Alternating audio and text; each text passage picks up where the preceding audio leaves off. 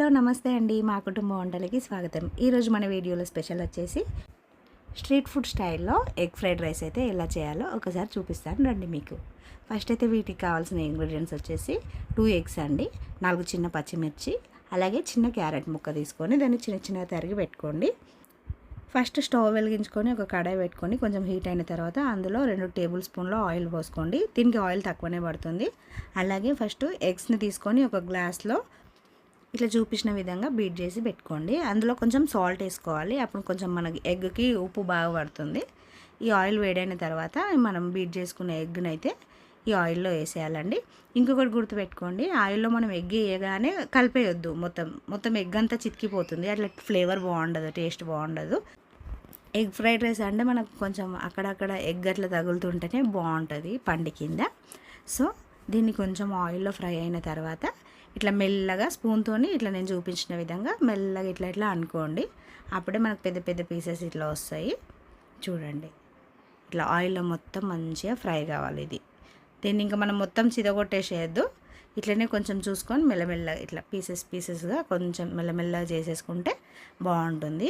ఇందులో ఆల్రెడీ మనం సాల్ట్ వేసినాం కాబట్టి మనకి ఇంకా ఎగ్కి సాల్ట్ పట్టించాల్సిన అవసరం లేదు. ఇప్పుడు ఇందులోనే డైరెక్ట్ అన్నం మనము ఫస్ట్ పెట్టుకొని చల్లార్చుకొని పెట్టుకోవాలండి. ఆ రైస్నే వేసి బాగా కలుపుకోవాలి. ఇందులో మొత్తం పట్టేలాగా ఆయిల్ ఎగ్ అంతా కలిపి మొత్తం కలిపేసేయాలన్నమాట. అన్నం మనం వేడివేడిగా అస్సలు వేసుకోవద్దండి. వేడివేడిగా వేసినామంటే మొత్తం చిరికిపోయి ఇట్లా నూకలు అయిపోతుంది. ఫ్లేవర్ అస్సలు బాగోదు. అన్నం అయితే చల్లార్చిన తర్వాతనే వేసుకోండి. ఇందులోనే మనం ఇప్పుడు ఇందాక కట్ చేసి పెట్టుకున్న క్యారెట్ ముక్కలు ఇంకా పచ్చిమిర్చి ముక్కలు కూడా వేసుకుందాము. స్ప్రింగ్ ఆనియన్స్ వేసుకుంటే కూడా బాగుంటుందండి. మీరు కూడా అట్లా కూడా ట్రై చేయండి. నాకు ఆప్షన్ అది లేదు కాబట్టి వేయలేదు. ఇందులోనే ఒక 2 టేబుల్ స్పూన్ల కారము, తగినంత ఉప్పు వేసుకోండి. స్పైసీనెస్ మీరు ఎంత తింటారో దాన్ని బట్టి కూడా వేసుకోవచ్చు. కానీ నేనైతే ఒక గ్లాసు రైస్కి 2 టేబుల్ స్పూన్ల కారం వేసుకున్నానండి. ఉప్పు అయితే మన రుచికి తగినంతనే. ఇంకొకటి సోయా సాస్ వచ్చేసి 2 టేబుల్ స్పూన్లు వేసుకోండి. అందులోనే వెనిగర్ కూడా 2 టేబుల్ స్పూన్లు వేసుకోండి.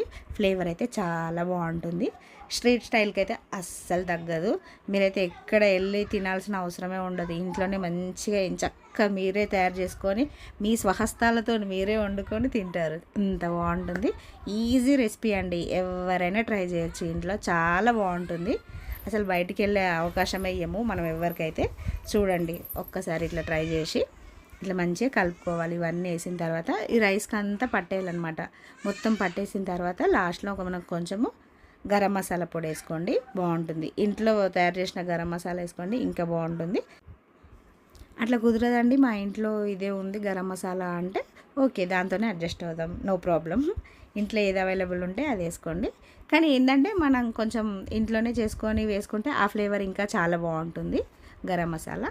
అట్లా ఇప్పుడు లాస్ట్కి మొత్తం అన్నిటికీ మసాలాలు అవన్నీ పట్టిన తర్వాత లాస్ట్కి కొత్తిమీర వేసేసుకొని ఇంకొకసారి కలుపుకుందాము. కొత్తిమీర ఫ్లేవర్ కూడా రైస్కి పట్టేస్తే ఇంకా చాలా బాగుంటుంది. మొత్తం కలిపేసుకోండి. ఇలా ఎంత వీలైతే అంత మంచి కలిపేసుకోండి. మనం ఫ్లేమ్ మాత్రం మీడియంలోనే పెట్టుకోండి ఫస్ట్లో ఇవన్నీ, ఎందుకంటే మనకు ఈ ఫ్లేవర్స్ అన్నీ రైస్కి పట్టాలి కదా. మళ్ళీ పెద్దగా పెట్టినామంటే మొత్తం మాడిపోతుంది. సో ఇట్లా అన్నీ పట్టిన తర్వాతనే లాస్ట్కి పెద్ద ఫ్లేమ్ పెట్టేసి ఒక్కసారి కలిపేద్దాం. ఇట్లా చూడండి, చూపించిన విధంగా ఇందాక చూపించాను కదా, పెద్ద ఫ్లేమ్లో పెట్టి లాస్ట్కి అయితే పెద్ద ఫ్లేమ్లో పెట్టాలి. ఫస్ట్ నుంచి అయితే అన్ని ఇంగ్రీడియంట్స్ వేసేటప్పుడు మనం మీడియంలోనే పెట్టుకొని చేసుకోవాలి ఈ ప్రాసెస్ అంతా. అప్పుడే మనకు అంతా అన్నంకి బట్టి ఫ్లేవర్ బాగుంటుంది. రైస్ అస్సలు మర్చిపోకండి. ఎగ్స్ అయితే ఇంకా మీరు ఎక్కువ యాడ్ చేసుకోవాలనుకుంటే ఎక్కువ కూడా వేసుకోండి. నేనైతే 1 గ్లాస్ రైస్కి 2 గుడ్లు తీసుకున్నాను. చూడండి, రెడీ అయిపోయింది. సర్వింగ్ బౌల్లోకి తీసుకున్న తర్వాత మన ఎగ్ ఫ్రైడ్ రైస్ అయితే స్ట్రీట్ ఫుడ్ స్టైల్లో ఇలా రెడీ అయింది. టేస్ట్ అయితే అస్సలు తగ్గేదే లేదండి. చూడండి ఎంత కలర్ఫుల్గా ఉందో, బాగుంటుంది టేస్ట్. కంపల్సరీ మీరైతే పక్కా ట్రై చేయండి, అస్సలు మర్చిపోవద్దు.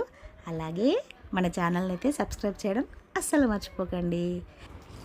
అలాగే లైక్ చేసి షేర్ చేసి కామెంట్ కూడా చేయండి.